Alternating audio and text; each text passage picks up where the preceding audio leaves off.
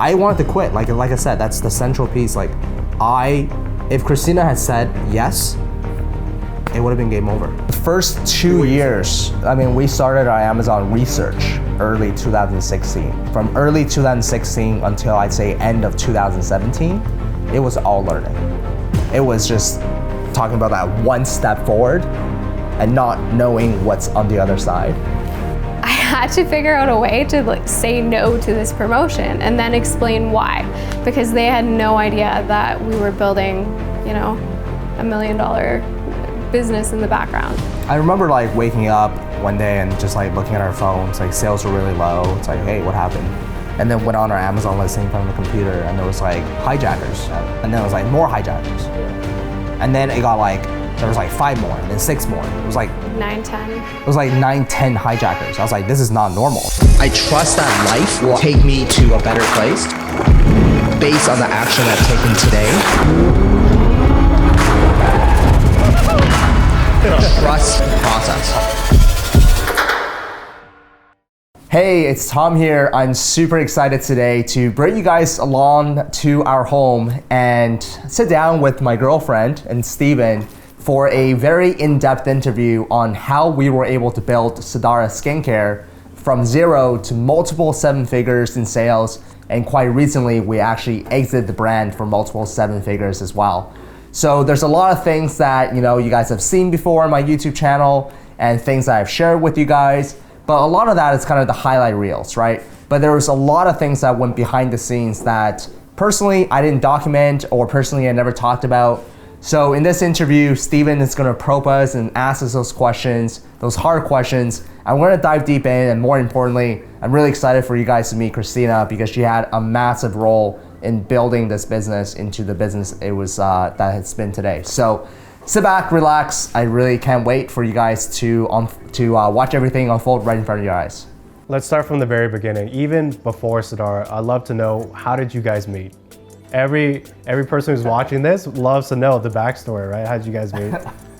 I wish we had a good story, but we literally met through a friend, so it wasn't like a really like interesting story. I think at first we're just like friends. All right, so you guys met, were you guys in university when you met? Just graduated, started working? Where were you in life when you guys met? So I had actually moved to Vancouver probably maybe about 6 months to a year before we met. Okay. I moved here for work initially. Nice, so nice.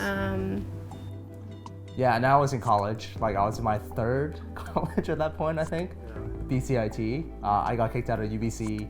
I got kicked out of Langara, then Kwantlen. Yeah. And then I think I met Christina, and I'm pretty sure, I don't remember if I shared my education background with you, but I don't think I did, or else she wouldn't have been very impressed. She'd be like, who the hell is this guy getting kicked out of university and stuff? Right. So yeah, she was already working and I was still attending school. So were you doing any kind of side hustles then? This is before Amazon, right? Yeah, I mean, I've always like done a lot of side hustles in my life. Right. I've literally, man, like but I'm talking about like buying some watches for $5 and like going down the streets of downtown Vancouver and trying to sell them for $25. Nice. Like I'm talking about everything from like newspaper routes when I was a younger kid to my very first business was like selling pens at my elementary school in China because my dad came back from the States and he bought these like made in US pens. Nice, nice. Doesn't exist in China back then. Right. Everybody used like Chinese made in China pens. Yeah, communist pens. Yeah, so pretty much. So people liked it and I sold it. So Scout tickets, like sold Canucks tickets, Holy concert crap, you tickets. did quite a bit. Like everything, yeah. You weren't really focused on online only, or you're just like anything to make money, that's the way to do it. Anything to make money. Right. I'm talking about anything and everything. I remember the banks were giving out $100 for every single sign up. And then your friend will also get $100. And I saw this promotion. To set up an account with them. To set up an account with them. Oh, wow, okay. And I saw this promotion and I literally jumped on it. I messaged everybody on Facebook. I posted ads on Craigslist. So literally like gives you a good sense of anything that I can possibly make money in, I'll try it. Were you embarrassed by him trying all these different things, or were you just like, oh, this is kind of cool? What was your reaction? I don't think I was embarrassed, maybe impressed by his hustle, but at that time I was working in a corporate job, so very different. Very, very different Yeah. life. Okay, so fast forward, you're trying all these different type of things. I know that you started selling hoverboards, right? Yeah. Can you tell us what was going on in life? And that's when, is that when Sidara was started, or is that a little bit after? Walk me through that. No, the hoverboard story goes something like this. Like, I just graduated college. Yep. I was at home, like literally looking for jobs. And I came across this hoverboard thing online. Like one day I just saw this. Like you're scrolling on Facebook. I think it was either on Facebook or some Yeah. social media channel or Alibaba or something like that. I forget. And then I just thought it was the coolest thing ever. I'm like, this is really, really cool. Right. And I remember like buying one from somewhere. I don't remember where I got my first one. I was just like cruising down the street, taking them inside the mall and stuff. And it was a lot of fun riding them. And Yeah. everybody would stop me to like Right. ask me where I got it from. And at that point, I'm like, okay, obviously people want this. But then I didn't just want to like do another business where I'm selling hoverboards like from the back of my trunk. I wanted this to be like actually legitimate. Right. Now that I graduated college, I have like $5,000 to my name. Yeah. I wanted to build like a real business, whatever that meant. Okay. So I went to get like a business license. I went Yeah. to get like my business incorporated, all Yeah. that type of stuff. I'm like, I'm gonna do this proper. Yeah. And then I remember like I had $4,000 left. I bought like 8 or 10 hoverboards with that. I ordered them online from Alibaba, and they arrived at my house, and like 8 of them out of the 10 were broken. So bad. And more importantly, like I had no idea that shipping these hoverboards from China was such a pain in the butt. It was like Right. it had a battery inside. Yeah. That count as dangerous goods. Remember, I was like, oh, like how do you ship this? Yeah. And yeah, it was like not the best product to sell. But after I basically wanted to do this legitimately and brought on a partner as well. Right.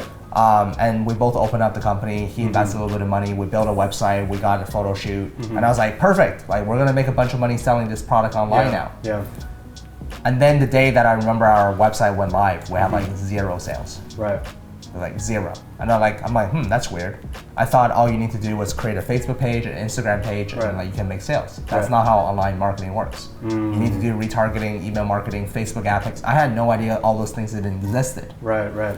So I'm like, okay, well now I gotta figure all that out. But even after spending so much money on Facebook, I'm out of money now, Right.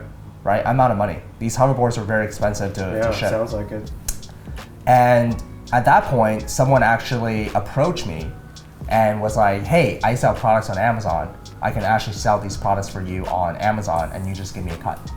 Back then, this is 2015, we're in Canada and I actually didn't even know you can sell products on Amazon. I thought Amazon was a place you buy old textbooks from. Right. So I'm like, that's really, first of all, I was like, that's super weird. Amazon, like went on eBay, right? Because Yeah, like yeah. I bought stuff on eBay before. Yeah. And was IG big back then or no? Instagram? Yeah. No. No. No, Okay. I don't think so. But yeah, I was like, sure. Like at that point, I had nothing to lose. Right. Because he was working on commission only. Right. And he's like, okay, I need X, Y, and Z. I need your photos, Yeah. details about the product, give it to me, I'll make it happen. Yeah. We created a store on Amazon, he took care of everything, and the first day we made like 3 sales. And it was incredible because leading up to that time, the months prior to that, Yeah. I made 0 sales online. Yeah. All my sales came from Craigslist. Yeah. I met people in the back of like a McDonald's parking lot. Yeah. And the worst part was like, I thought you said this was gonna be legit this time. I wanted to be legit, but like I couldn't make it happen, right? I was Right. meeting people in the back of the McDonald's parking lot. People's products will become defective, and Yeah. I had to learn how to fix these hoverboards by buying a screwdriver and China shipping me these motherboards and me installing them and making Yeah. sure they work. Anyways, it was pretty embarrassing. Okay. And but you know, it was just another one of those things where I'm like, hey, I'm down to try this. Yeah. Yeah. Yeah. But I think the pivotal moment for me, the aha moment for me, was like he posted everything on Amazon and the Right. sales came in right away. Yeah. Did he do anything fancy or like did you have to pay a lot of money to put on Amazon? What was that like? No.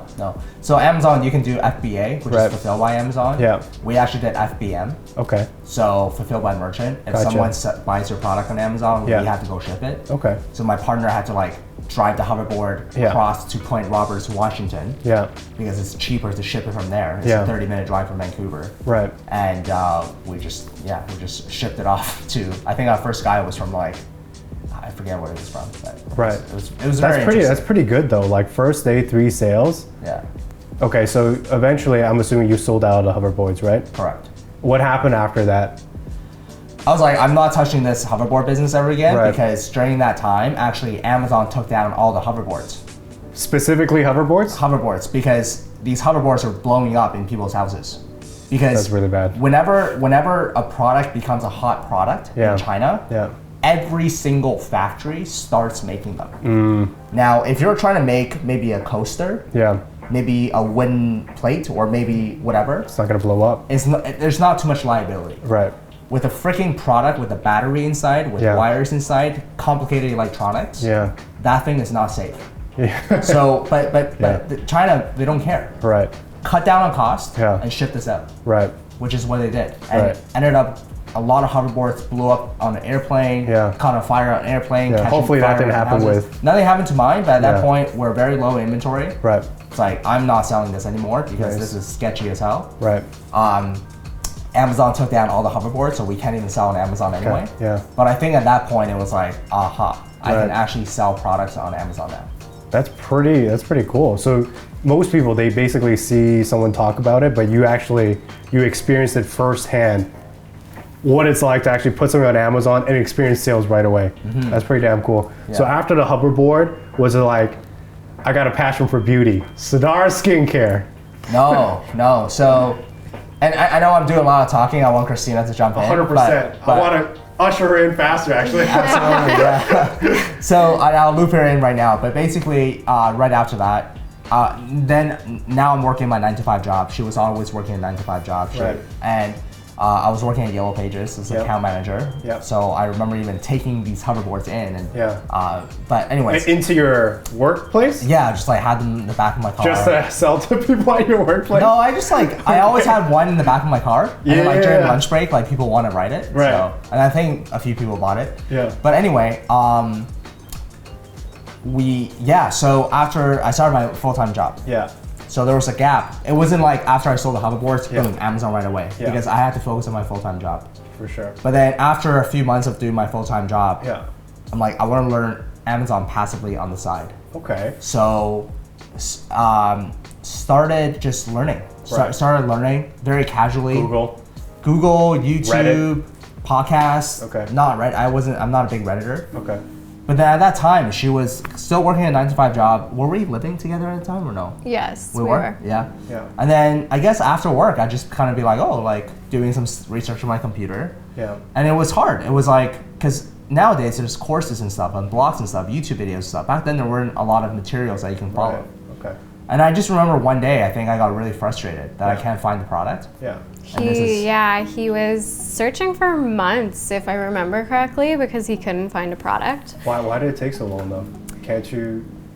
I don't remember. I don't know if we had the same tools back then, so I don't think there was.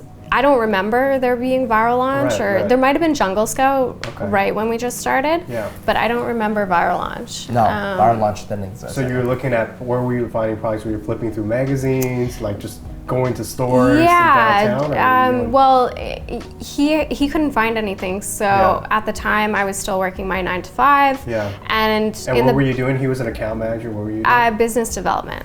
Okay. So sales kind of stuff. exactly. Very cool. So I mean, I had always taken on a bunch of side projects in the past. Always Oh. went like above and beyond. So Okay. I was just thinking, okay, well, maybe I can help Tom out. Maybe we'll Yeah. see if we can do this together. Yeah. And I was like, why don't you let me help you find a product? Yeah. And so that's kind of where it started, because initially I wasn't even thinking about building my own business. Yeah. Like that wasn't even a thought. Like what was your plans back then? Like what was your life goal?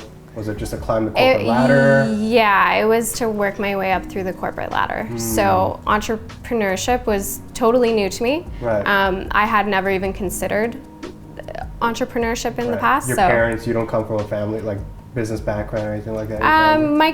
my grandfather owned his own business. Oh, okay, But cool. other than that, it wasn't a thought. So I just considered it at the time as a side project, something we could do together. It would be fun, see what happens. So Yeah, she was always taking on these like company initiatives. Right. She like moved to Montreal to like do this like gig Yeah. with the company. Yeah. Like she was always, applying for like, oh, there's a initiative. Let me go take charge in that and so on and so forth. Go-getter.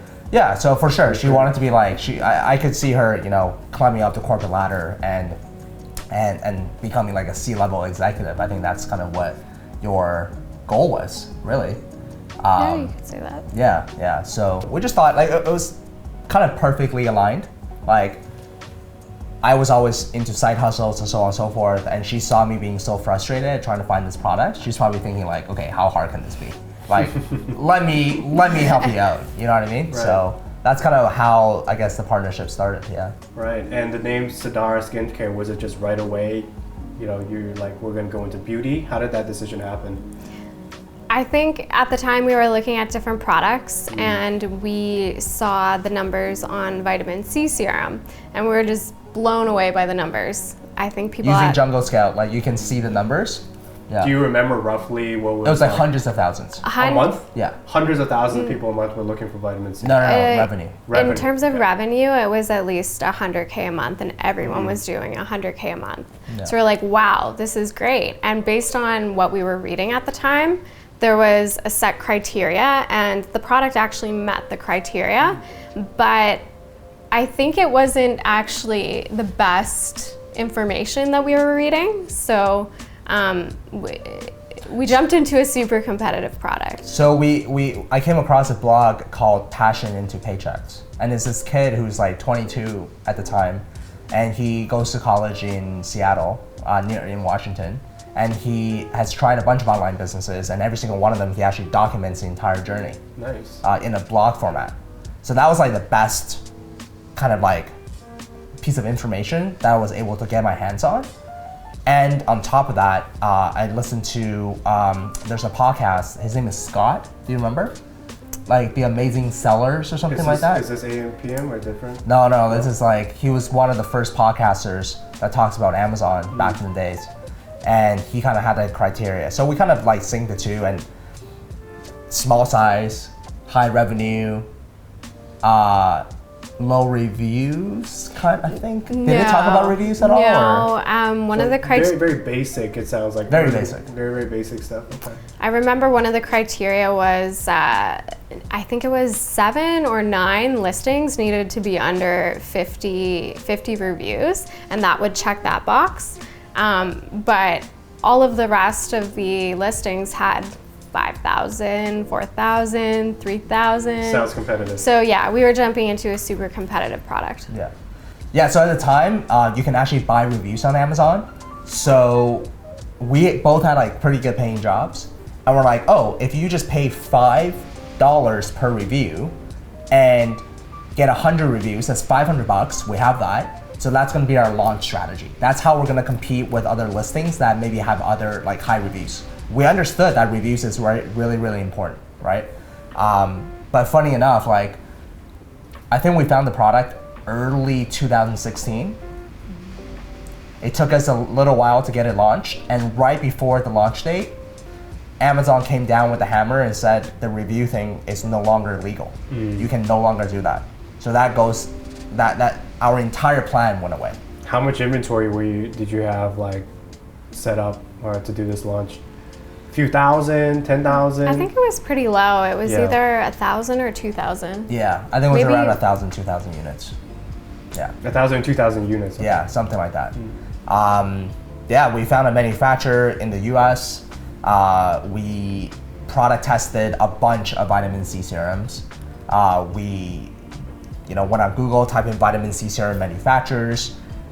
She got a bunch sent to our house, and she picked the best one that she really liked, and that's the one that we went with. And they're in Utah, and yeah, it was kind of cool. It's like, oh, do you guys like? Weren't you nervous at the time though? Because Christina, of course, it makes sense. You're using a product. You're like, oh, this is good, this is bad.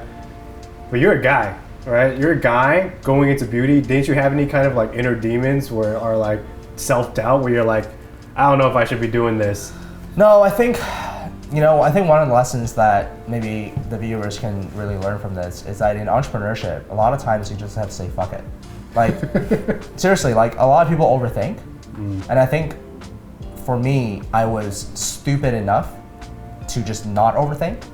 Not saying that you have to be stupid to succeed in entrepreneurship, but being overly smart and overly careful can definitely come back and bite you in the ass in this game. I would rather be a little bit on the dumber end than be overly smart, because you're too analytical, you can't make moves, and in entrepreneurship, if you can't move the chess piece, you're not gonna be able to make money and be successful. Execution's more important than perfection. So just getting something out there and learning from what our customers actually like and dislike. Because I mean, you can read as many reviews about a product as you want, but you'll never know until you actually like launch the product and read what your customers like and what they don't like. So you can reiterate from there. So you got the vitamin C, you're like, you know what, like you said, fuck it, let's go for it. Product is good, but it's super competitive, right? So you launch it, then what happens? Well, we launched it, and I think on day one, we like, few people like bought it, right? Like first day, we made like a few sales. Do you remember that? I don't remember that, but I remember in the first month, we did around 7,000 or 8,000 in revenue. It's really good for a first month. And I was like, wow, this isn't too hard. Yeah. Considering it's a really competitive product. And you were still working your full-time job at this point. Oh, yeah. Yeah. I remember actually calling my aunt and speaking with her, and she's like, oh, like, how are things going? And I told her about the Amazon business. She's like, well, like, are you selling anything? And I told her, yeah, we just did 7,000 US in revenue, and in the first month. And I remember her reaction. She was like, oh, wow. So my parents at the time lived in LA. So one of the ways, and then they go to church, okay? So in church, you know, there's 500 people. So one of the ways that we got reviews was my mom. Like my mom's a hustler, right? She's like, oh, my son is. That's where you get it from. Yeah, my son is launching this Amazon business. Like, can you buy this product on Amazon? We'll like send you PayPal feedback or whatever. So she ended up helping us to get like the initial, I say, 10 to 20 reviews through like a bunch of friends in the States. That's how because you can't buy reviews anymore, right? So I had to rely on my parents that way. So that was interesting. And I think the reason why, we're trying to figure out like how people were able to find our listing. Yeah, how does that even work? Because we're like, we're doing a little bit of PPC, I think at the time, like very, very little. PPC like is advertising. Right? Yeah, like $5 a day or something like that, right? Turn on like an automatic campaign. That's it, $5 a day automatic campaign. So we're like, I don't think it's all through that. And we're just trying to figure it out. And then somehow we were number one as new release under vitamin C serum. Somehow, I don't know how, but I have no idea. And then we're like, maybe this is how people are actually finding our product. So yeah, that was interesting. It sounds like you were really just kind of building the roadmap as you go. Unlike nowadays, it's there like was no roadmap. There's no roadmap. There was you step 1 foot forward, and then you step another foot forward, and you hope that it's not over a cliff. There was no strategic planning like, hey, once we do this will happen. It was just, let's do this and see what happens. It was very interesting because a lot of people think, like even before this conversation, we're chatting with one of the people on set, and she's like, I want to know if Tom had an unfair advantage, right? And I think a lot of people actually think if you started early back in the day, you have this huge unfair advantage. But it sounds like you might not because you had no roadmap. No one was teaching this. You really had to just. The first 2 years, I mean, we started our Amazon research early 2016. From early 2016 until I'd say end of 2017, it was all learning. It was just talking about that one step forward and not knowing what's on the other side. But I think that's kind of going back to what I said about being dumb. Like, you gotta be a little bit irrational to do that, right? Because aren't you supposed to like figure everything out first before you actually do something? Isn't that what society has taught us? Were you driven like at that point? So you saw the $7,000, call your aunt, you got your family involved. It's very exciting, I can imagine, right? Did you have big dreams at that point to like, you're like, okay, if we can do 7,000, then I want to do like, I don't know, whatever kind of number that you want to hit, right?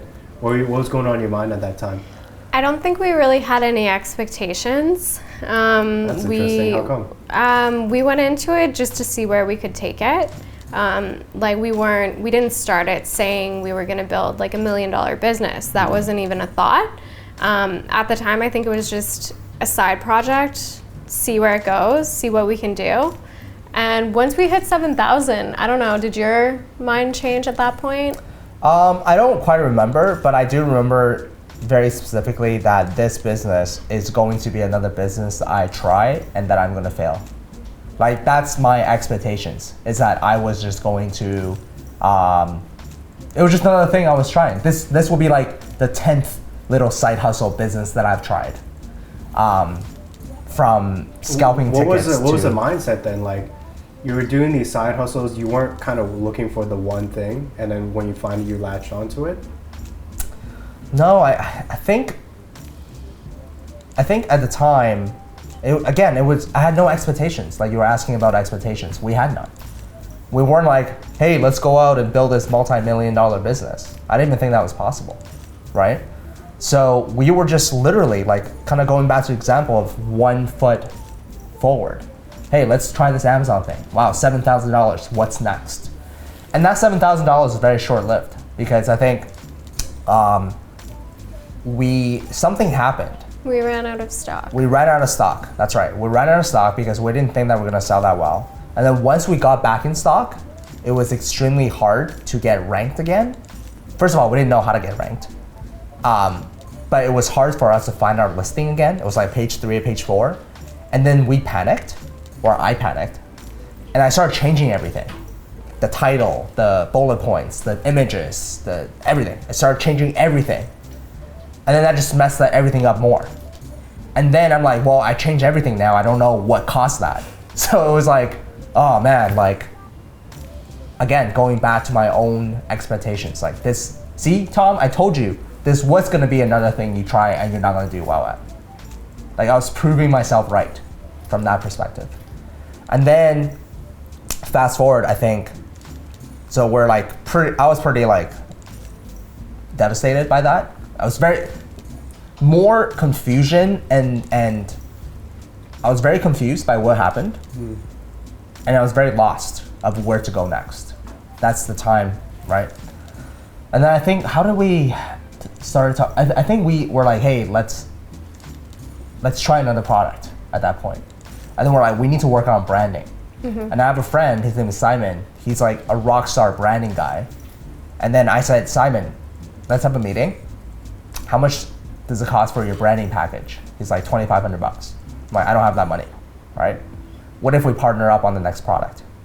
He's like, sure. He's very easygoing. It's like, oh yeah, sure. I'll do the branding. I'm like, you do the branding part, you do the images part, you do the design part, I'll take care of the rest. He's like, okay. So we did. We met at a coffee shop. He showed us the new Sidara brand, which is the logo that he created, the current one. Yeah. I was like, this is insane. This is beautiful. This is like a multi-million. This is like what you see in a retail store. This is nuts. And then we launched our product.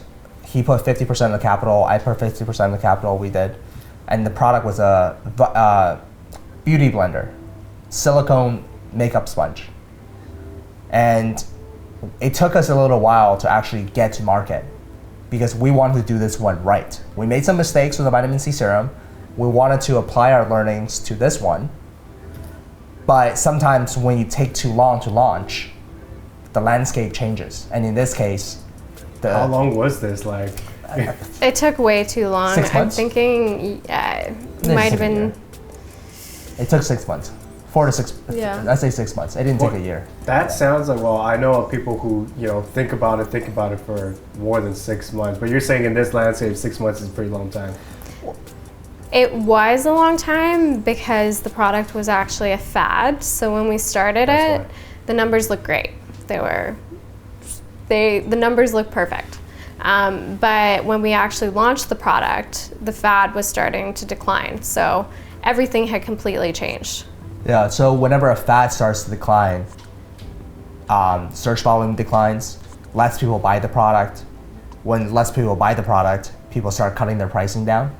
So you're competing on pricing to the point where you're no longer making money. So at that point, I remember trying this and not working well. And I remember joining some Facebook groups. And then these Facebook groups, people were actually quite helpful. And then one guy I met, Anthony Bui Tran, another Asian guy, right, around my age, and he was like doing pretty well with Amazon. And he was like my idol at that time. I was like, oh my God, like I want to be like you, right? He hopped on a call with me, he gave me some tips, and that's kind of where I discovered actually like how to rank properly. How do you actually prepare for a launch? How did you even get him to agree to get on a call with you? Were you just...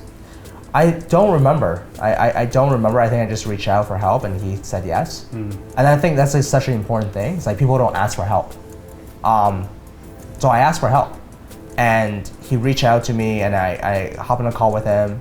He talked about like super URLs and like viral launch, giveaways, and gave me like a sheet called Balls to the Walls. Remember that? Balls to the Walls spreadsheet where you plug in some numbers on a spreadsheet and it tells you your expected profit.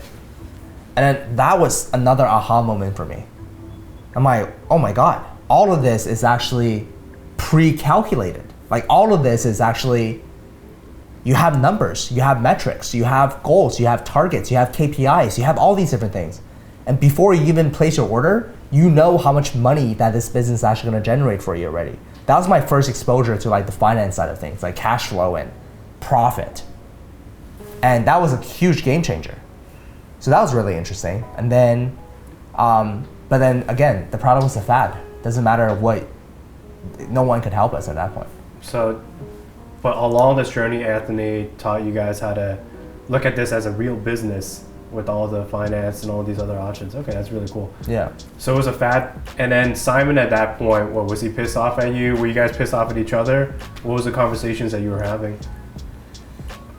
Was it still as optimistic? Because like at this point, you had the vitamin C, you know, the review thing happened, and then you guys restocked after you ran out, and it didn't do as well. And then now this one is a fad. You know, I'm imagining you were probably like getting a little bit demotivated at this point. I think most people would be, right? Yeah. Do you remember what was going on through your mind? Were you still optimistic?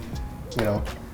I think the conversation was not every product's gonna work. We had already kind of established that. Like there are gonna be good ones and bad ones, but not every product will be a hit. But I do remember Tom at that point was getting a little bit discouraged. I think I remember the car ride where he basically said to me he wanted to quit. And I was like seeking permission from her. What was the conversation like? Like, how'd you even approach her about that? It's a hard No, conversation. we were just driving home. It was driving home, like if you live in Vancouver, it was like driving back to Richmond from downtown, and it's like Oak and 54th or something like that. And I was like, I don't want to do this anymore. Like, should we quit?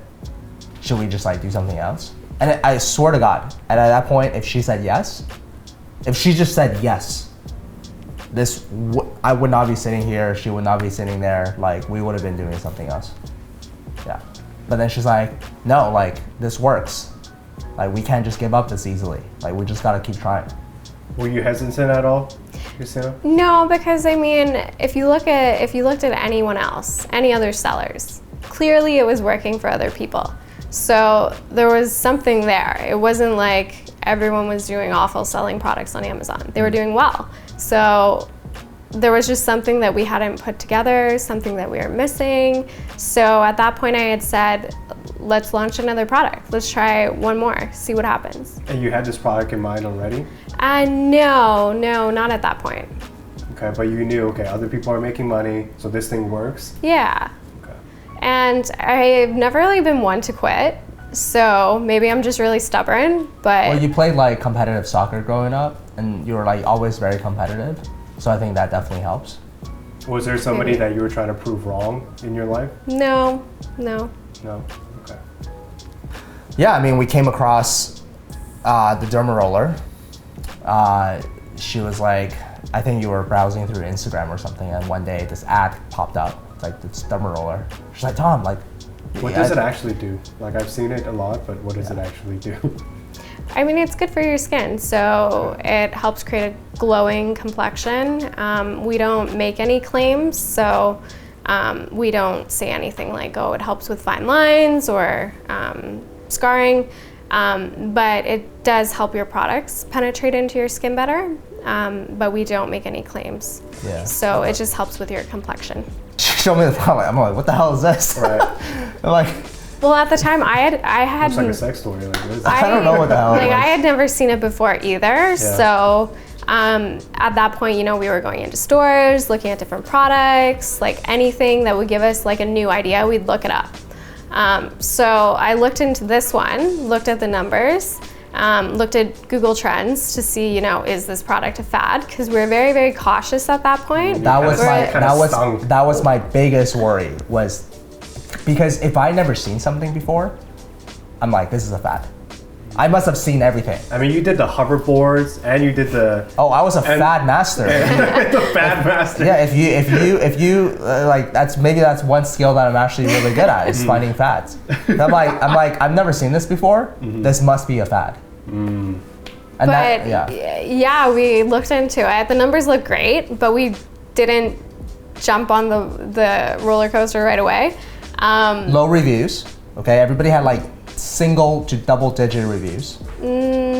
Like a couple people with a couple Unlike the hundred. vitamin C. No, but it was very, very, like, compared to vitamin C, it was very, very low competition. All Chinese sellers, like most of them, like the images, I'm like, oh my god, like this person is making 20K a month with like one image that looks like that. We can do a much better job, right? But I was very hesitant. I was like, let's just watch the market for 3 months.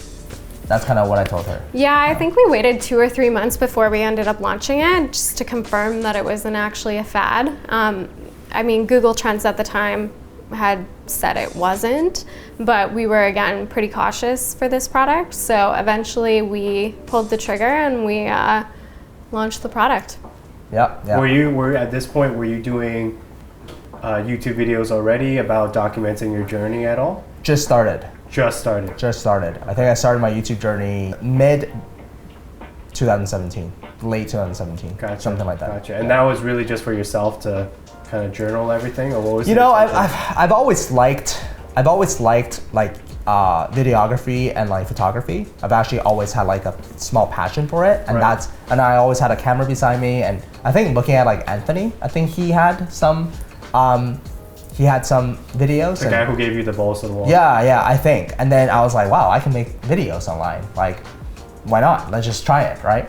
So I did, and that's been one hell of a journey in itself. So Very, very cool. I feel like just talking with you about this whole journey, you're very much like, I get this intuition to do something, and you just do it and see what happens. It sounds Yeah. like you don't do too much like, calculation, sit on it for a long time. It's like, you feel it and you kind of do it. there's a lot of things that I've done that I don't have follow-up. Like, my follow-up skills are actually quite low. But the things that have stuck are sticking even to this day, like the YouTube stuff. I've done some podcasts here and there. But I've tried like writing articles on Medium. I wrote one and I was like, I don't like this. Like, I didn't like it. Yeah, but So you found out fast. Yeah, and I was like, well, I'm just not gonna do it. But I did it, right? There's so many other things that I've kind of did it once that I didn't follow through. Maybe I didn't like it, maybe it was too hard, maybe it was this, maybe it was that. Yeah. But out of the things that I've tried, there's definitely a few that I, follow through with, so. Very, very interesting. Yeah. Okay, so now you're jumping into, you sat on this for a while, you looked at it and you're like, this is the one. Was Yeah. there any kind of moment where you're like, this is the one, or are you just like, we've been sitting around for too long? Well, when we launched the product, I think the listing got taken down right away. Right away? So like, So the product had different restrictions on it. So our inventory was like checking into Amazon, okay. and then it was checking into Amazon, and then Amazon sent us a notice and say, hey, you can't sell this product on Amazon. And I'm That's like, after you pay for everything. yeah, after everything's paid. I'm like, what the, like, pretty annoying. I'm like, what do you mean? Like, everybody is selling this product on Amazon. They're like, oh, no, it's labeled as a medical device, X, Y, and Z. You can't sell this product on Amazon. And then I just remember being pissed. I was at work at that time. I remember calling Amazon Seller Central, just like calls after calls. I'm like, go on Amazon, type in derma roller, tell me what you see. Like, you see all these, like, this is the same product. Like, what do you mean I can't sell this? they're like, oh, well, it's classified as a medical device and this, and now we're learning about like medical device, which is like another thing I have no idea like even existed. Apparently FDA, you have to get approval and this and that. We asked the manufacturer, they don't know what they're talking about. But I'm like, I knew that we can sell this product on Amazon because I see everybody else selling this product on Amazon. But then we just like, yeah, anyways, I don't remember how we got it on Amazon. I think I finally got this through someone who was like helpful. They're like, okay, like we'll list it on Amazon. But that in itself was like a couple weeks of delay. Yeah. So, okay, that sounds pretty damn annoying. So you check it in, and then now you got to deal with Amazon support. Well, everybody else is selling this product. Yeah. Okay. And Simon at this time was in the picture too, the design that you work with? No, so the second product didn't do so well. And I remember first of all, I felt really bad. Like, because it's not my money. Now it's someone else's money. I lost someone else's money. I felt really, really bad. And I don't remember even if we approached them about a derma roller, did we? We might have. We might have. I don't remember exactly, but we might have like asked them if they want to partner on a derma roller, and I think they declined. They're like, oh no, like this is not for us or whatever. So at this point, it was just He me was and not her even again. part of Yeah. this process anymore. Yeah. Okay. So you got this sent to Amazon. It sounds like you deal with Amazon support and stuff like that. What's your balance in terms of your roles at this time of the journey? I don't know if it was at this point or earlier, but I remember we were kind of struggling to figure that out at the beginning. So who does what kind of thing? Yeah, because we were both kind of just doing whatever needed to be done. But then at a certain point, I remember like I took care of inventory and did all of the ordering.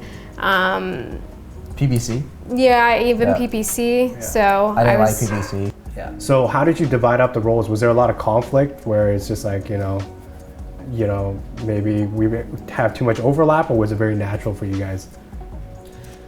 Yeah, I think at the beginning we realized we needed some extra help. So customer service was taking up a lot of time for both of us because we were both answering customer service inquiries. So I know at that point we knew we needed a VA or someone to do customer service. So we had hired a VA. But in terms of our roles, there was a little bit of overlap where, we were a little bit uncertain of who should be doing what, but then I kind of took over more of the operations, working with suppliers, sourcing products, finding products, and PPC advertising. Yeah. So now I think we've started to realize we're building like a beauty brand, and I don't know anything about beauty. I'm like the totally opposite of my target market. So Christina would be talking about like, oh, this product, that product. I'm like, I've never used any products on this natural Asian face before. She definitely took charge of the product development side because she knew what products women were looking for and so on and so forth. I think looking back, I think one of the things that if we were to build another skincare brand, I think it's really important to have a set of products that potentially be like a routine. So for example, like right now I'm actually using some skincare products for my face because recently I've broken out. But then it's like I have my morning, my evening routine, and then like first use this, then use this, then use that. And I felt like for Sidara, we were kind of like, Amazon was a big influence in terms of what we could launch. It was very limiting because some of the products that we did want to launch, it was way too competitive. It was like playing the vitamin C serum field again, which is not something that we wanted. But looking at it from a customer journey perspective, I think it made more sense if we had a set of products that people were like, hey, this is the Sidara morning routine, this is Sidara evening routine, this is Sidara acne solution, so on and so forth. So that's just my opinion. But in terms of the roles, like I definitely took more charge in terms of maybe the marketing side, like learning about keywords optimization, keyword research, ranking, super URLs, kind of like optimizing conversion, EBC, like these type of things, and the latest features that Amazon might add, and I'll be like, hey, like, would you try this? But Christina was definitely more on the operational side. Like, It's amazing. It's a good natural fit then. I think so. I think one of the things recently I learned is like there's two different types of CEOs. You got your wartime CEO, and then you got your peacetime CEO. A wartime CEO is like revenue, revenue, revenue. Let's go get users. Let's go get sales. Let's get this. Let's get that. But peacetime is more like, hey, let's make sure the operations are, the systems are there, and so on and so forth. So I feel like we had at the beginning a little bit of that dynamic. That's really good in terms of your personal life at this time, because I know that a lot of people want to sell on Amazon. They have families already, right? Do you recommend that people start off with their partner on board? Or looking back on your experience, what would you say? I think it really depends on their dynamic. Do they work well together, or do they fight about everything? We do have different views on some things, but our values are the same. So that worked really well. So I think like it worked very well with us. So it can definitely work well for others, but it would depend on the relationship, I would say. I think there's a lot of benefits of having partners. There's a lot of cons of having partners as well, especially if your partners are not doing the things that they're supposed to do. But it worked out well for us. Yeah. If one of us wouldn't have been working on the business and the other partner was, I don't know, maybe working on something else, had a 9 to 5, and the other was working 16 hours a day, I do not think it would have worked. Right. Because I've seen that before where, you know, one's really invested in the business, one's really invested in like creating something, but the other wants to, you know, go enjoy their weekends, enjoy their evenings. So I think we made a lot of sacrifices at the very beginning, like especially year 1, I would say.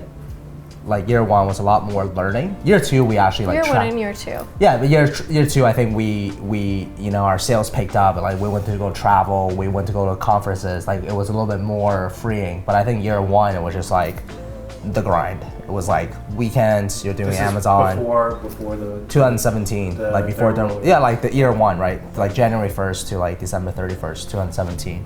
It was just like learning, failing, confused. You know, all these emotions. Did you all have these. work-life balance at all? No. No. I like how you said that at the same time. No, there was no balance. We would work our 9 to 5, Right. Yeah. and then or 8 to 6, and then we would come home and, you know, Eat work dinner. on eat dinner while working and Yeah. work on the business until like 11, 12 at night. Yeah. And then the same day is the next thing, and then weekends you're working all day. Didn't your friends ask you where you were? Well, I mean, I said no to quite a few things at the beginning, but they would understand, or at least I think they did. So, I'm a little bit more like sociable. Like I like to go, like even for me, year 1 was a lot of like no's, a lot of like just working on the business. Yeah. So at this point, you guys have been working together, and you said year 1 was really about the learning, right? Yeah. And then year 2, I'm assuming that things started picking up after the derm roller was launched. Yeah. Was it right away? It was like you put it into Amazon. You said they finally, you know, lifted the restrictions for you after you. It sounds like you called them and just bitched at them. Yeah. But so you lifted the restrictions, and then was it just right out the gate? You're good. I would say it was pretty interesting. Yeah. Like I remember doing 5 units a day, 10 units a day, 20, 30, 40, Yeah. 50. It was just like, holy crap! Like this is insane. And this is because you started doing things that Anthony Bui was telling you to do. We learned more about keywords optimization. We Right. learned more about images. We learned more about enhanced brand content. We had a very nice listing. We used PPC to launch. We didn't actually use like giveaways or anything like that. Yeah, and then it's good product market fit, good timing, good everything. Like timing was really, really important. Like I think both Christina and I can agree if we were to launch a derma roller like today, with the current landscape, it would be 100 times tougher. Yeah, 100 times tougher. Okay. But during that time, like I was still working my 9 to 5 job, and I remember like my YouTube documenting my journey. My manager actually saw one of my videos saying that I'm gonna quit my job. I didn't say, like I said, I hope one day I can quit my job. I didn't know when that day was, and then I got pulled into my office, to his office, and then sat down with his manager, and I was like one of the top reps there, so the fact that they were very disappointed, I guess, and because we're going to a new year, they didn't want me to, I get my bonus in March every year. My plan was to stay until March to get the bonus then quit. But then at the very beginning of the year, January, they shuffled the teams and everything. So if I quit literally Q1, 3 months in, it's big headache for managers, right? Which I understand. So they were kind of like, they can't fire me, but they were kind of just like pushing me. They're like, hey, if you quit, you should quit now, like this and that. And that was in November 2017. Yeah. And then in December, like December 14th, 2017, I quit. I remember asking, like one of the questions I get asked a lot is people are like, hey, when do you know when to quit your full-time job and do entrepreneurship full-time? And I remember asking the very same question to one of my professors back at BCIT, who's a business consultant, and he's very smart. And I asked him the same question. I'm like, hey, my Amazon business is doing $5,000 a month right now. Like, when should I quit? And the answer he gave me was like, you'll know when. Because there's not really it's not one of those things where it's like, oh, you should quit when X, Y, and Z aligns, because it never will be aligned. Like, it just doesn't happen. So he's like, he looked at me, he's like, you'll know when. And I thought it was such a short answer, but it's such a powerful answer. And when I actually quit my job, I thought of that. And truly, like in that moment, I was like, I knew. You felt in your gut. I felt in my gut, I handed in my letter, and mind you, I was making like over $100,000 a year at my job. So that's like, I told my parents, they were like, what? Like, are you crazy? Like, that's like life, that's your, like, that will be people's like life goal. Like once they hit that, they're good. I handed in my letter, and then I remember the day that it was a Friday. I walked out of my office. It's like dark, gloomy, cold, like really cold that day, and like a gust of wind hit my face, and it was like piercing cold. And I just remember I was like, and then people were walking past by me, cars were driving past by me. No one was noticing me, obviously. Just like I'm just standing there. But I took a second to kind of like take everything in, and I just remember thinking to myself, it's like, okay, like it's you against the world now. Like there is no falling back, there is no paycheck coming. Like you gotta go hunt, essentially. But I would say though, like one of the things that helped me was knowing that Christina, she was making great salary. Enough, yeah. I was like enough to cover food and this and that. Like I know that I had food coming in, you know what I mean? Yeah. And I had some savings. So it wasn't like I had nothing and just like quit. So yeah. That's very, very cool. How did you feel when Tom was like, so it's time? Did he text you? The funny thing is, I think I'm more rational at times, and I tend to think about things a little bit longer than he does. Mm-hmm. So the last time I had talked to him, we had talked about it, and he said, okay, like I'm gonna like wait, or I'll wait until like March. Yeah. No, I'll wait like a couple weeks, or maybe until March. And then he comes home one day, or he calls me on his way home, and he's like, guess what I did?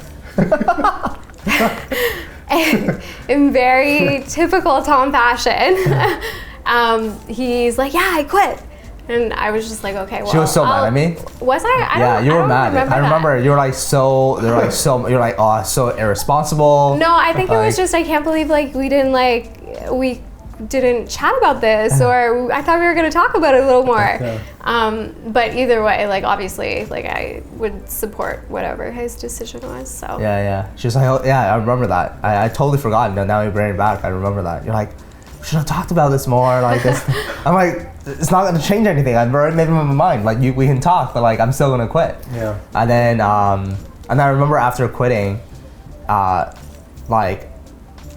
The Monday, so I quit on the Friday, weekend, whatever. And the Monday, I remember like, before going to bed on Sunday, I'm like, okay, I don't have a job anymore. What time am I supposed to wake up to like, to work? What am I supposed to wake up? I was like, 7? I don't know, 7 sounds kind of early. Like, how about 8? No, 8 sounds kind of a little bit. Okay, 7:30. I was like, set an alarm for 7:30.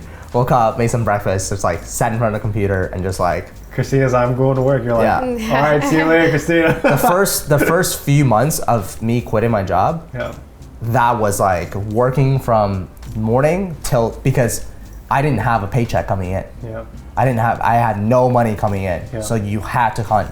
And this is where YouTube came in. At this point, I have a little bit of audience. I have a Facebook group. And then people are asking me questions about like, hey, how do you sell on Amazon? I'm like, what if I just launched like some sort of boot camp? Mm-hmm. I charged $100 per person per month, and it was a 3 months boot camp. I had Great deal. $100 a month. $100 a month. Okay. $100 a month, man. And then I had 50 people join. It was $5,000. How'd you get those people? Was it you From my on Facebook, from my YouTube and Facebook. I was like, guys, I'm launching this bootcamp, like $100, blah, blah, blah.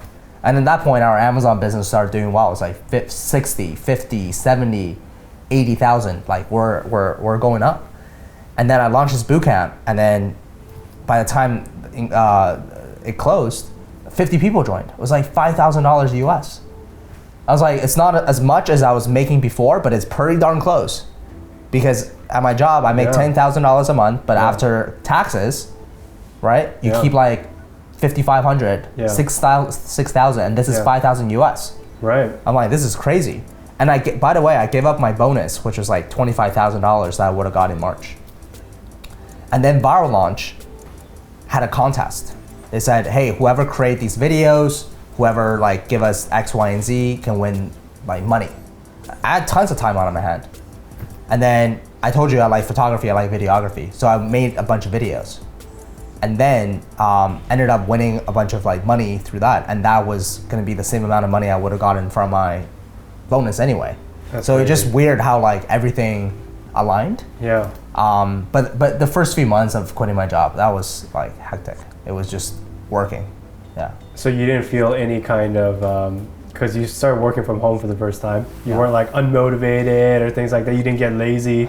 No, thankfully I didn't get lazy. It was just like, I knew, I was in the hunting mode. Right. Like I knew if I don't go hunt and bring back food, I was gonna starve that night. Right. So. Did you ever have a conversation with Christina where it was like, okay, I'm gonna do this for a bit, and if we don't make this thing happen in the next 6 months, then I'll get a job, that kind of thing as a backup? I don't think we ever had that. No. Well, I always thought like, hey, look, if I really suck at this, like if something doesn't pan out, I can always get another job. It was in the back of my head, but thank God I didn't have to come to that point. Right, so you're like, if things go wrong, I can always go get a job. Yeah. Why don't you think more people do that? Because I think most people out there, they'll be in a similar situation where it's just like, yeah, it's very comfortable at the job, and I can build this thing. Or like if they go full time, they can always go back to the job. Why don't you think more people do that? It's scary, man. It's very scary with bills, with mortgage, with kids. Oh my God, with kids would be. You can't even like that's why I think you're doing yourself a huge disservice. I don't recommend anybody quitting their job and then starting a business. I recommend you do what we did. Right. Like you're working, but then in the evening, like there's a quote I read. It's like, from your 9 to 5, that's when you earn your paycheck. Yes. From 6 to 12, that's where you earn your freedom. When you build your empire. Yeah, exactly. So we were building our business while we're still working. And then it's not like one day, oh, I'm just gonna quit my job. Like we had some traction, right? Yes. We're doing 20,000 a month. And you had that 1 year of learning. Yeah, we had learning. We had something we had the foundation. And then that way, once you build, you can start building up instead of digging down. So, So you took that calculated risk. It totally makes sense. Yeah. So things started coming. It seems like after you left your job, the universe actually kind of like pulled all these things with the Viral Launch. Yeah. With the $100 course that you launched, which is a great deal. Yeah. So you got that going, and then sales were going up on the Amazon side too. Oh, it was flying. Like we went up to like $200,000 a month in April. Yeah. So per 4 month. months later? Yeah, per month. Yeah. And every day we'll check our phone. It was like, oh my God, this is crazy. Holy like $200,000 a month. That's insane. Pretty. How much is that a day? You remember? Yeah, it was like maybe like 7 or 8. Yeah, 7 or 8,000 a day. 7 or 8,000 US a day. US a day. Yeah, that was crazy. Yeah. And then. Yeah, and then we had a bunch of horrible things happen in typical Amazon fashion, where something. What happens? What do you mean by typical Amazon fashion? Just, selling on Amazon, anything can happen. So, our listing got taken down again, and we were experiencing about a bunch of counterfeits at the time. So, different sellers were legit copying our product, but not only the product, they were putting our packaging on their own packaging. Straight up counterfeiting. Yeah. Okay. And so that was a very, very negative, I'd say, point in our business Yeah. where we just weren't like feeling too. This was in April too? I think it was like April, May. I remember Yeah. like waking up one day and just like looking at our phones, like sales were really low. It's like, Yeah. hey, what happened? And then went on our Amazon listing from the computer and there was like hijackers, right? They go Which is like pretty hijackers. common. Yeah. I was like, okay, just kick these out. And then it was like more hijackers. Yeah. And then it got like, there was like 5 more and then 6 more. It was like, Like 9, 10. it was like 9, 10 hijackers. I was like, this is not normal. Usually if there's a hijacker, there's like one of them. Right. What happened? They just saw that we were doing so well Right. and we're selling so well Yeah. that someone decided to just basically hijack our listing and like create counterfeit products. And that was the worst part. And then they were actually going to the back end somehow because they had vendor central access. Okay. And they were able to like change our listing completely. Brand name, Right. photos, Change it to their own. everything. Like That's kind of literally took our listing and like we had no listing. Right. It was insane. It was Yeah. crazy. We never experienced that before. Right. And no one else has really. And then we ended up buying one of their products and it received it. It was like a fake. It was like, I was so pissed. So it's like lower quality. It's noticeably fake. Oh yeah, it was noticeably fake. I was so upset. I'm like, I can't believe someone's actually doing this. Right. And then I think what happened was like I was trying to stop them because all the stores that they're creating are brand new stores. Yeah. And I was trying to leave them negative reviews. And then that's a big no-no. And we ended up actually getting suspended For doing that. for doing that. So we were, doing $200,000 a month. We're on the moon. Everything was good. Life is great. Like, everybody should quit your jobs. Like, this is so easy, right? Yeah. And then everything just came crashing down. Like, not even came crashing down. It was like, it literally fell off a cliff. Yeah. So our account got suspended. I was in my So it went office. to zero. Went to zero. I went to my office, my friend's office, and I was calling Amazon. And right after I called Amazon, I hung up the phone, and my app, like my phone, Where you check popped your up. account and stuff like that? Yeah. And it says, your selling privileges has been suspended. My heart, my heart stopped. I called Christina and she was like, what? Like what happened? Blah, blah. Started like screaming at me. I'm like, no. I don't remember that. Yeah, yeah. You're like screaming at me. And then I'm like, I'm just like trying to help. Like, obviously I didn't mean to get suspended. And then we came home and that was a mess, man. So did you get a new account or No, did you no, have no. to call them again and like work things through? No, we had to submit like appeals. And we Okay. submitted like 2 appeals. Both of them got denied. Right. At that point, man, that was talk about like the low of the lows. Okay. Yeah. That was I would say the lowest point of my entrepreneurial journey.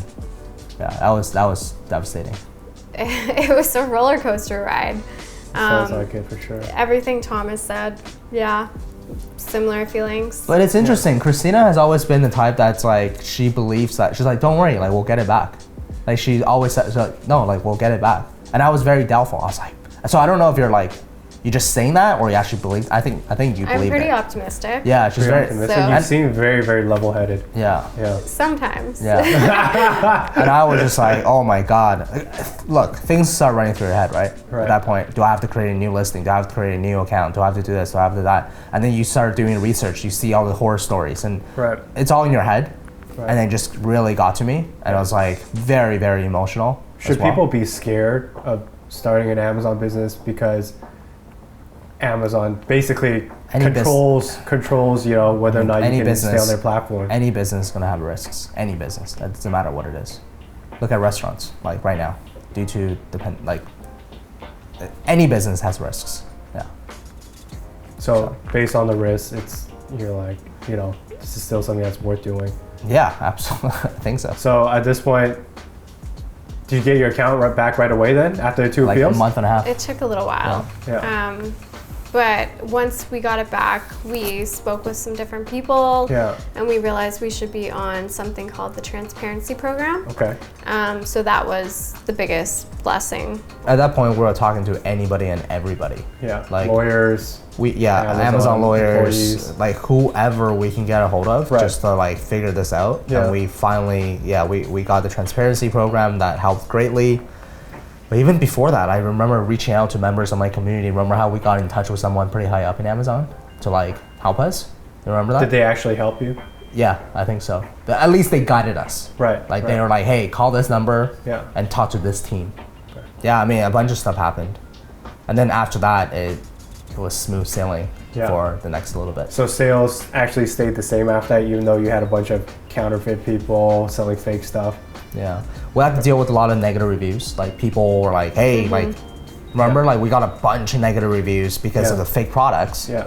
poor quality. Yeah. And then that was a whole thing, like I had to figure out like, okay, how do we, because getting reviews removed on Amazon is like nearly impossible. Right. And we were able to get like most of them removed. So just problem solving, just, there's gonna be a lot of things that come your way. Like, doesn't matter what type of business you do. You just have to resolve the issue. Like, that's really what the game is. What was going through your mind? So you finally get your account back. What was going through your mind at this point? You're like, holy crap, this is working. Like, I'm gonna talk to investors. I'm gonna raise a bunch of money. Or what were your plans at that point? I think at that point it was literally to launch more products, to diversify. So there was a lot of risk we had when our account was actually suspended because we did have we were fulfilling, I think, some orders from our website, Okay. but it was fulfilled through Amazon. So that automatically got shut down as well. So we wanted to diversify our risk a bit more. So we got a 3PL. We started focusing on our website a bit more. That's, you pretty much hit it. We're like, we gotta build a brand than just like an Amazon store. So we focused the next steps, next few months, actually next year, I would say, on that. Just like building up the business, yeah. At And then- that point, we started hiring as well. When did you So, quit your job, by the way? It was December 2018. Yeah, so a 1 year after. year after you. Yeah. Yeah. What was that moment like for you? Pretty hard, but at the time, like, I really enjoyed my job. So I actually really liked it. I had a great manager, great team, so I actually really liked my job. I ended up getting offered a promotion, and Was that their way of trying to keep you there? 'Cause well, no, they had they're no watching idea. Tom's videos. So I didn't want to blend the two, so I would never go in his videos. I just wanted to keep everything completely separate because it was a very corporate environment, so I didn't know if it would be well received. So I ended up getting a promotion, and I knew at that point, like, I was planning on quitting in the near future, but I just didn't expect that I would have to do it that soon. So I had to figure out a way to, like, say no to this promotion and then explain why, because they had no idea that we were building, you know, $1 million business in the background. That's so crazy. Yeah. As a side hustle, you built up $1 million business as a side hustle, yeah. and you're still at your job. Yeah, so it was a pretty tough conversation, but I gave them a ton of notice, and I hope they respected my decision. And So, your parents at that time? I think they were okay with it because I think by that point they noticed that we were actually, like, starting to do really well. Yeah. So they were more receptive of that. Yeah. But if I would have said that I wanted to quit my job right at the beginning when we first started, I know my mother would have been like, well, you know, like, your healthcare benefits and your pension. She's like, you're not gonna get that, like, being an entrepreneur. So it was more well received later in the process versus if I would have told them, you know, right at the beginning. It sounds like it was a pretty smooth exit for you. Like, you learned the business, and then you started getting some traction, and then Tom went fully on board. You started onboarding some people, and at that point, you know, you had to make a decision. You know, your time is better spent on the business, so you started transitioning into that. Right after I had left my corporate job, we started hiring. You started hiring. Yeah, so. So it sounds like at this point, shit's getting really real now. You guys are both fully in. This is your baby. Things are going through the roof. Well, what are some kind of things that people don't see that go on in business at this point from the outside? Well, we had to learn how to hire. that was something totally new. We had no idea how to hire, who to hire, other than our VA. So customer service was the only true position that we had hired out. So it was more or less learning who needs to be next and what we want to take off our plate. At the time, operations was taking up a ton of my time. So our first in-house hire was an operations manager. Keeping track of like inventory, shipping, making sure, you know, we have enough stock, reordering, all that type of stuff. Did you ever hire any kind of like bad people that like actually slowed the business down or actually hurt I wouldn't the say business? like bad people, like Right. definitely made bad hires, bad choices, but Yeah. they're not bad people, right? I mean, it's always the business owner's fault if you put the right button in the wrong seat or the wrong button in the right seat, whatever it might be. Right. So we just don't have experience, and I think over the past like couple years, like we learned a lot about hiring. Hiring is like a whole thing in and itself. But the other things that maybe people don't see is, like, I remember we were trying to do so much at the very beginning. Like, I was trying to do so much because I felt very burdened that I didn't have like a paycheck coming in. So like I said, like go hunting. So like we did Ferner Labs, which What is is like, that? I think it was like my dad's like Amazon brand, and like I was gonna help him to build that. And then like there was the Cartega, like there was some, like we had a lot of other stuff on the side that we're trying to build. But There's other brands outside of Sedara, yeah. right? But the Sedara was like our main baby, and it had the most amount of traction because it's really hard at the very beginning to find product market fit and pick up that momentum. But once the momentum is picked up, it gets a little bit easier. So all the other things that we're doing on the side was more of a distraction than anything else. Like going back, if I can give myself a piece of advice, it's like, don't be so hard on yourself and don't be so burdened. Like find what's that one thing that you already picked up momentum on, just like go all in on that. Everything else around it, those are just like distractions. And for me, I'm like kind of, you know, like oh, shiny, like squirrel, like shiny object syndrome, right? Just like, oh, opportunity there, oh, opportunity there. And even to this day, like even today, like I have so many things going on. So, I mean, is that bad or is that good? I don't know. It just like, but at the beginning, I definitely think it was bad. Yeah. We started going to a bunch of conferences and What were you trying to learn at the conference? just learn, take in as much knowledge as possible, learn more about different brands and how they grew, learn more about Amazon tactics, learn more about branding.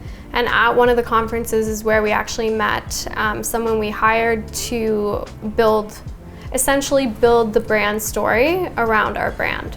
So at that point, we really started diving into actually building the brand and focusing on our target customer. All the linguos, all the target market, how you speak to them, what do they sound like, what do they look like, all that type of stuff. It was like $18,000 investment, but it was like our first major investment. But I would say that was money well spent. Yeah. Our brand was kind of developed backwards. So Yeah. we started with a couple different products, but then the brand was actually developed once we had a couple products that were doing well and we could actually build a brand around. Do you recommend that for newer people who are thinking about it? Like kind of just go take action first, see what takes up traction, and then figure out where to double down on the branding? Is that something you recommend? I mean, they need to just get started. So I think if you start thinking about so many different things at the beginning, you can get kind of lost in all of the information and then not I can see actually that. take action. But I'm not saying this is the way they should do it, but it's just what worked for us because I we were think- just going about it and learning. Yeah, I think you can look at entrepreneurial journey as and the company's life as like different phases, right? I think phase number one is really just like getting the initial sales, like product market fit. Like we didn't go out and have the best packaging right off. Like our initial packaging was so ugly looking back. We didn't understand any of that. It's just about getting started, picking up the momentum, start getting the ball rolling. And then as something comes along, you fix it, you know, as it comes along. So I think phase one is finding product market fit, getting initial sales and so on and so forth. And phase two is like, okay, how do we invest the capital into the brand, creating a brand story, better packaging, launching some more SKUs, launching more products, understanding our customers. And then you just gotta look at everything as like different phases. So for those people that are just getting started, don't jump to phase 2 or phase 3. Start at phase 1, which is the initial, like, just get started. Getting those early momentums. I would say we invested a lot more into the brand before we even started thinking about selling. So, what was the thinking behind that? I mean, for example, like a photo shoot with local models that fit our target customer. We completely redid all of our graphic design, all of our images. We had actual models from Vancouver in those photos. So there was that. So everything on Amazon got revamped. It ended up helping. Yeah. And then we did at one point focus more on our website. So we kind of left Amazon running, operating, but then we did kind of move more to our website to invest in post-purchase email flows, website design, conversion, everything a little bit too much that we shouldn't have been focusing on, we were focusing Why on. not? Well, I mean, we went to a mastermind, and to be honest, at that time, I started shifting my focus a little bit more on the core side of things, and Christina is kind of holding down the fort with Sidara. And it's just not feasible for one person to do. We wanted to grow our brand off of Amazon. We hired an agency, paid them like $5,000 a month. They asked us for like 10 different types of digital assets every single week. And getting the assets, reaching out to influencers, arranging photo shoots, getting it back, working with the video editor. That's just the asset side of things. That's not even running the ads and so on and so forth. So there was a lot. Soon we realized that like our team was not made to do that type of stuff yet. So, and our Amazon sales at the time were declining. So we actually came back to Amazon, make sure the Amazon sales went back up. And then we're like, hey, in order for us to do like real direct-to-consumer on our website, we probably need to hire like a much bigger team. Just the marketing team, we needed like 5 or 6 more people. And then we kind of started hiring a little bit more, like Lucy and so on and so forth. Something triggered inside of me where I'm like, hey, we should probably sell the brand. I think this was late 2019. Everyone was talking about a recession, like we were overdue for a recession. And I think you had started reading some things about that. And I was always focused on, we're gonna build this into, you know, an 8-figure company, an 8-figure exit. But then Tom kind of came to me and was like, well, if there's a recession, like we should probably sell this brand before there's a recession. So I definitely agreed that there was a recession coming. We just didn't imagine that COVID would have kind of pushed the economy into that direction. We thought it was going to be something totally different. So at that point we had kind of discussed like reaching out to different brokers, just getting enough information to understand what we didn't have and what we needed to do.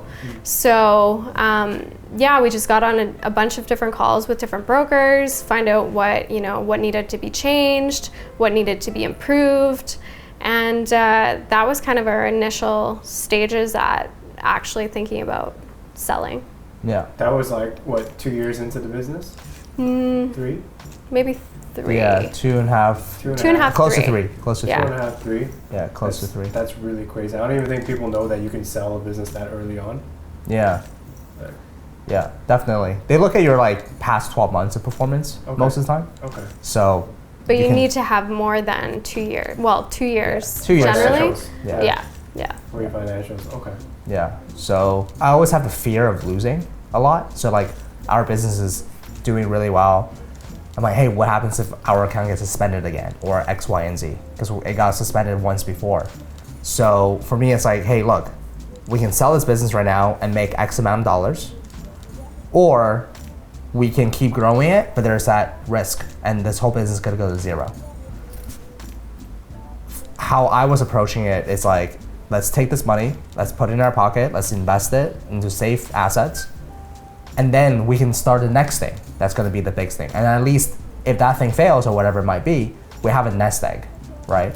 So that's kind of my approach. And I was able to kind of like scare Christina into thinking like a recession is coming, which like I truly believe. I was like, man, if a recession comes, and no one buys a derma roller on Amazon or buy vitamin C serum on Amazon or facial mask on Amazon or any beauty products on Amazon, like we're screwed, right?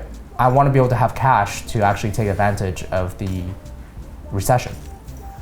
And then we started our process of actually selling our business. And literally like 2 weeks into the launch date of selling our business, boom, COVID hit.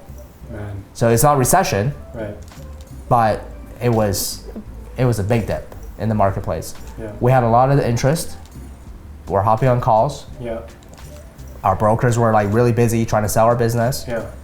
And all of a sudden, like this COVID thing, this Radio silence. Everyone Thing. pulled their offers. everybody pulled out. Yeah. And then our business started dipping Yeah. because What do you mean by dipping? well, it went down by like 30%. Well, because everyone was buying toilet paper Yeah. and like Yeah. soup. Soup, toilet paper, Lysol. Yeah. No one's buying freaking Face mask. face masks and stuff. So But that was across the market too. It wasn't just Yeah. Amazon. So if you actually look at Google search data, Yes. you can see the dip and then the recovery after. yeah, The recovery was one month after that or something like that. yeah. Yeah. April and May. Yeah. Yeah. Call it the they call it the COVID bump in the e-commerce world. So it basically it dipped, but it went Yeah. even higher than before. Like double of before. Yeah. And 1 month I think we did like 750,000. I thought we were gonna cross like $1 million per month mark, but 750,000. I remember looking at my phone.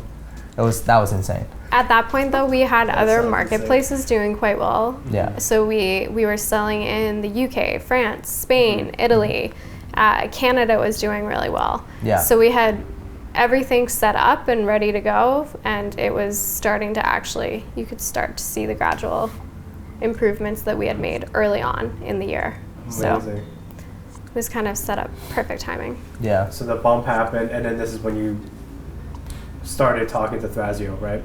No, so Thrasio didn't come into the picture until much later actually. Oh, really? Okay. Yeah, so well, first of all, like we're in Thailand in January before COVID. And then we actually reached out to Thrasio. I know someone there directly. And they offered us a dollar amount that was like way too low for us. So we didn't even like entertain the conversation. And at the time, our business was very different as well. So, but it was, true. regardless, it was quite low. We're like, hey, let's just keep doing this thing. Right. And then COVID happened and this happened, that happened. A buyer actually reached out to us and they were quite interested in buying our business. I actually met them one time in LA as well, so we have that kind of personal connection as well. But I guess that was kind of the mistake that we made was like we only had one person that was interested, whereas we should have had multiple people that were interested. Because we never went back to market. So after we actually listed the business on the market, everyone pulled their offers. We were kind of thinking, we'll just continue to build it. So, you know, now's not our time, but we'll just continue to build it, and eventually we will get to that time. But the buyer that came back, it was kind of really unexpected. So we started entertaining their offers, and then it got interesting. Yeah, it got interesting. You know, then it's actually negotiation, and then it's like a LOI, and Where then do you learn all this stuff? through the broker. The broker helped so a us. broker walks you through like all the questions and concerns. Did they tell you what to watch out for? Like, do they have your back in the process? Yeah, they had our best interests at heart for sure. But at the same time, you know, a broker wants to close a deal. They want to right? maximize their. They want to Cost, maximize right? because we pay them based on the percentage. So the higher we sell for, the more they get paid. So our interest actually is good. So our interest is somewhat aligned as Yeah, well, your right? interest is aligned. So, but he's great. I mean, he's the reason. His name's Corin Woodmass, and he's the reason why like we picked him because I've met him before and he just seemed like a very good guy and all these different things. So we're very happy that we went with him. We're looking at like October 2020. It's about year's end, and I know some of these companies they have corporate metrics that they want to hit before year's end, and They're more motivated. they just want to close the deal before Christmas. Like, hey, let's get one more deal in. Let's get one more deal in. Thrasio had also raised a bunch of money at that Yeah. point, so it brought a lot of attention to the space. So we were getting contacted by different VCs, different roll-up companies. Anyone and everyone that you could imagine would be investing in the space was contacting us. Every week we get like 2 or 3 emails. Just like, hey, are you interested in selling your Amazon business? Like, from random people, never heard of them, right? because Thrasio has such like a presence, and they're, you know, everybody's like, oh, what's Amazon FBA rollup? Like, what the hell is this? They're the kind of the pioneer in this space, right? So, having said all that, we negotiated with all parties, and then we ended up going with Thrasio for a few reasons. Number one is we know they are proven that they can close. Like, they don't mess around. Hey, we like your business, we're gonna buy it, unless you're doing something fraudulent in the back end, which they'll find out. Number two is they actually have a team that is very much focused on growing the Amazon brand afterwards. Whereas I personally felt like a lot of other people, they just want to do roll-ups and maintain. They also had transitioned some of their focus to D2C. So that's something where we knew that we could have, there was a lot of potential to grow. We just needed to actually hire the team out to actually build that channel. So because they were also focused on that, that helped with making the decision. Yeah, but mostly it's just experience. Like, they acquire 60, 70 businesses. Like, this is not their first rodeo. And we were right. Like, when we signed the LOI, the process could not be like smoother. It was a very, very quick, easy process, and luckily we had a lot of those questions that we already did do due diligence one time, so they already got most of it. We'd have to start from scratch again, right? So that was helpful. And the worst part for me out of this whole journey was the legal part, which is the very end. About its APA, asset purchase agreement. It's about 80 pages, 100 pages, and you just hop on a call with your lawyer. So we had our own M&A, line by line, legal documents. Words I like. That's not Christina, what he is interested in. Christina, doing. no. Here's the thing, right? Here's the thing. So I'm very detail oriented, and he is not. Here's the thing. He likes to skim over things and just sign. Put it this way: if it wasn't for her, I would have signed it without even reading it. Okay. She forced you to sit down and read it. No, I don't think our lawyers actually forced him. And then I remember delegating. Like, Christina was gonna read one section, I was gonna read one section. And then I would just pay a VA to read it. No. And then I remember just reading this, right? I'm like reading this paragraph. I read it once. I'm like, okay, I don't really understand. So I was reading these things, these legal language. I just didn't. And then there's like definitions that you have to go back to the beginning. So any single word that is capitalized, there's a specific definition attached to that word. For example, like profit, it'll be capital P, because there needs to be, what is profit? So you go back to the very beginning of this booklet and you look at P and it's like profit. Profit means X, Y, blah, blah, blah. So in this one sentence, you got like 10 words in there that needs a definition. So you're going back and forth. And I don't know what it is, like I just couldn't absorb this information. And I'm like pulling I'm like, I never want to do this again.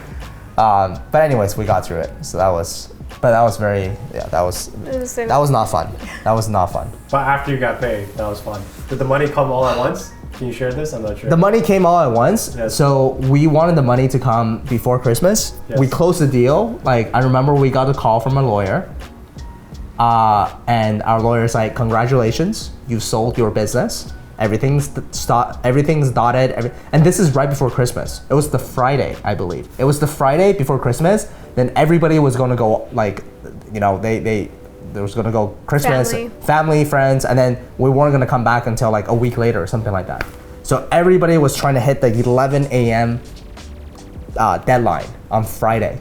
And then of course there's delays. And I think around 1 or 2, we got a call from our lawyer. It's like, hey, like everything's signed, congratulations, you sold the business, but we haven't received the money yet. So there's a migration period after where you have to give them the login.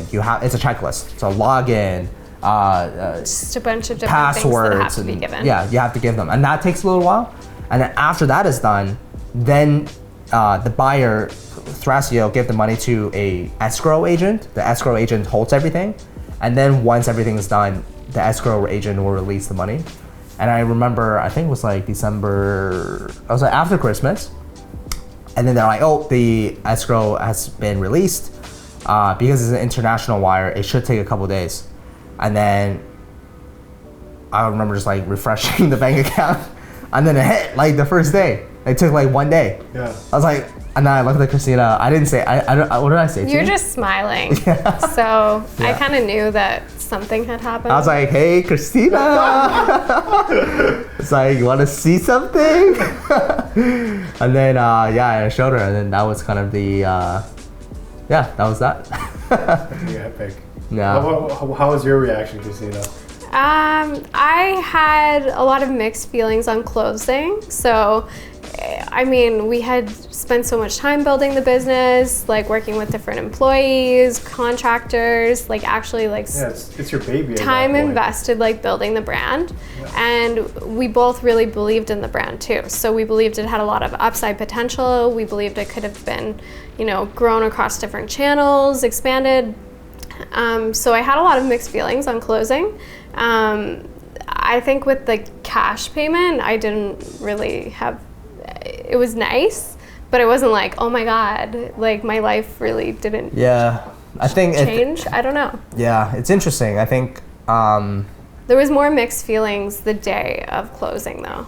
Because it was like excitement, but then you're kind of sad. Yeah. Like I think I like cried a little bit. Yeah.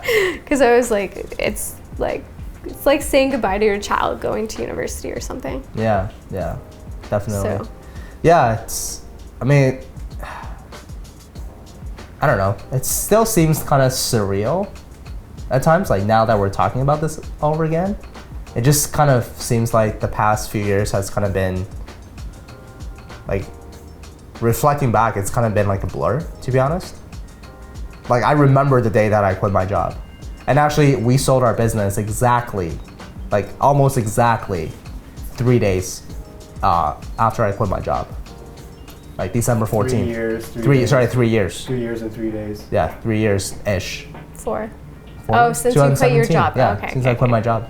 I quit my job December 14th, 2017, and we sold our business around the same time, 2020. So it just, it happened, I feel like it happened really quickly. But at the same time, like, if people can see all the things that I was trying to do ever since I was like 6 years old, like from selling pens to selling concert tickets to selling, just always up to something. I think if you try enough times, if anybody try enough times, like they will strike gold. It's just a matter of when, it's not a matter of if.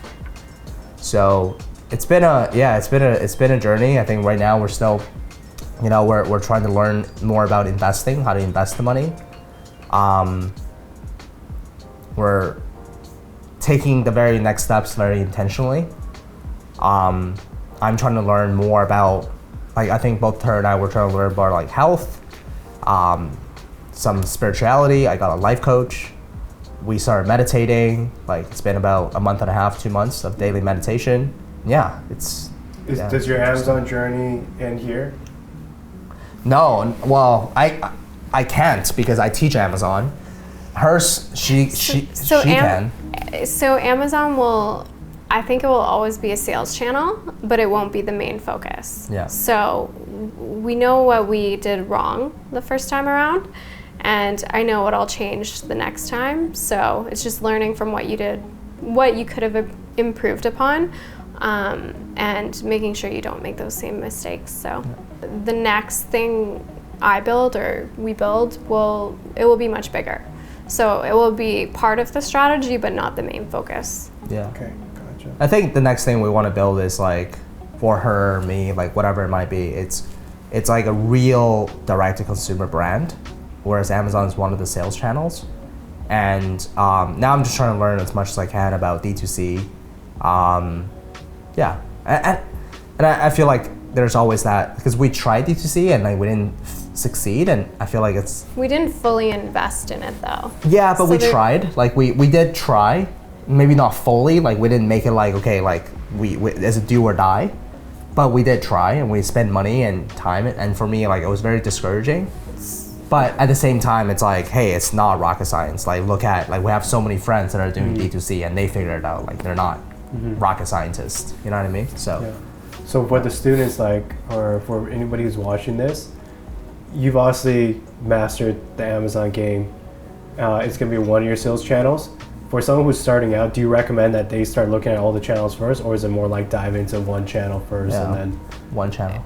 Yeah, I understand. Amazon's the easiest place to launch because your customers are already there. So Ready to buy. Yeah, exactly. With their credit card there, the process is proven. So I mean, you don't want to get analysis paralysis by focusing on too many things. So Amazon's a great place to start. Yeah, I say focus on one. You can't like a man who tries to catch 2 rabbits catches none, right? So you gotta just focus on one. Once you catch that rabbit, then go catch the next one. Yeah. Makes sense. I Thank think you so much for sharing.